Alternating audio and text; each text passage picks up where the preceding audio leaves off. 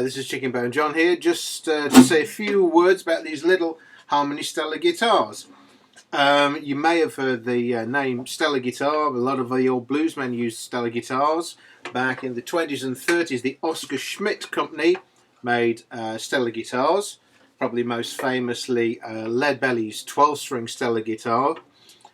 In the 30s, Harmony bought the name alongside Sovereign and started making a line of budget guitars. So just to be clear, this wasn't one of the old Oscar Schmidt ones. This is one of the more modern Harmony ones. They were made from the 1930s through to the 1970s. I'm just going to say a little bit about these.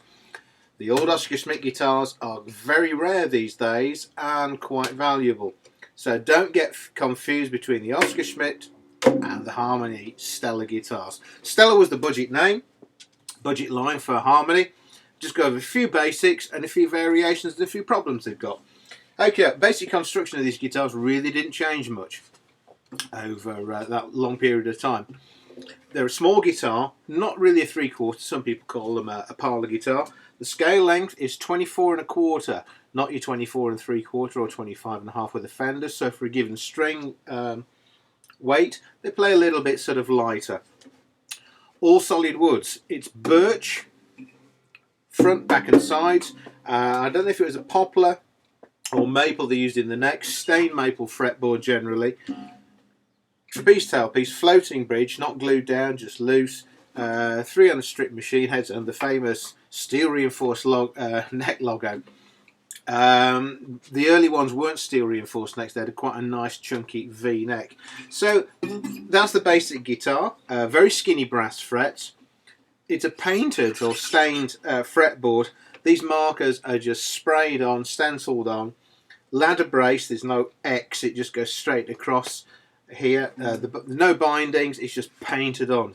So everything's very, very budget. So this is a natural finish one. Here's a couple of variations. Grab that one before it falls over.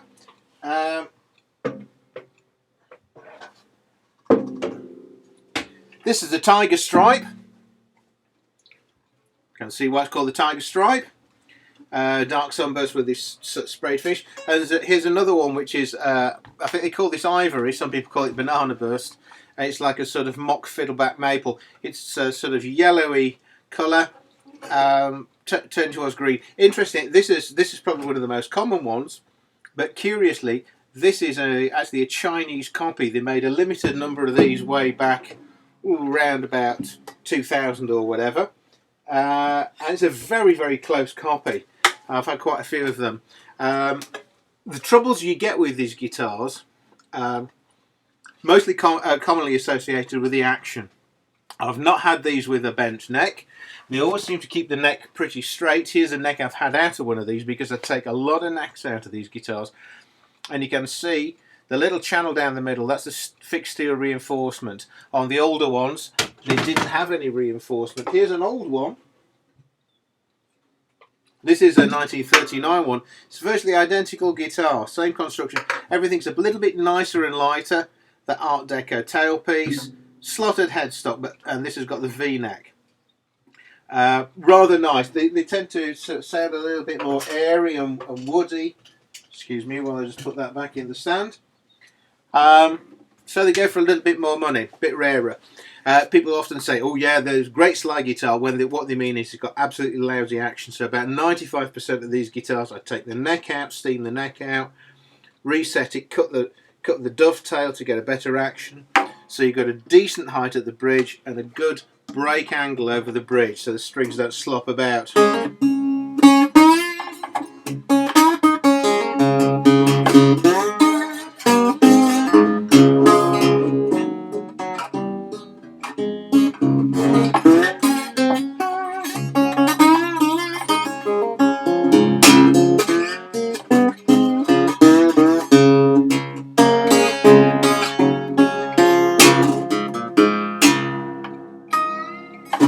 That could do with slightly heavier strings because these are 13s.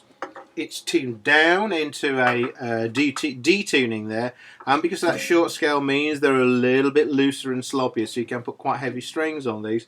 So this is one I've just done the other day. Had the neck out, which means you have to sort of loosen this the fretboard end from the face. Steam the neck out, which involves drilling a hole in there, putting steam under pressure and have a jig which forces it out. Then you take the neck out, which I say I had, comes away like this. Then the neck is actually, we have to cut the angle on here so it actually steepens the neck with respect to the body, so you can get a decent action here. Glue it all back in and sort that. So it's quite a lot of work. Anyway, so if you want one of these guitars, you can get them cheap on eBay in the States, but do watch out because a lot of them do need a lot of work. If you go to a Pucker luthier who's dealing with Gibsons and Martins all the time, he'll charge you the same price as you would for a Martin to reset a neck probably. So you might have a 250, 300 quid bill on a guitar that really isn't worth that. So if you can get these cheap in good order, all to the good. But you do take a risk if the action's not what it should be, and as I say, so many aren't. There's another gentleman on eBay, I believe, sells Stellas, and it seems to have got a good reputation. I don't know what he does to them, whether he fixes them, does neck resets or whatever. If you can get one that's properly sorted at a good price, that's all well and good. Otherwise, come to me and I'll give you a price for sorting your Stella out, or I might have one or two in stock. Always were a budget guitar, but I really like them. It's no Gibson or Martin, but then again, Martins ain't what Martins used to be, and you can get quite a few of these for the price you would pay for one Martin and have a little bit of fun, sort of trying to collect the different set of all the different styles or get a nice old one. I will do another talk about the difference between the Oscar Schmidt, the really old ones, and the more modern Harmony guitars. But if you've got any questions, want to know a little bit more about these old fun guitars, or a bit of advice about buying one or repairing, get in touch. I'll have a look in at my website, ChickenboneJohn.com. Okay, thank you for your kind attention. Bye for now.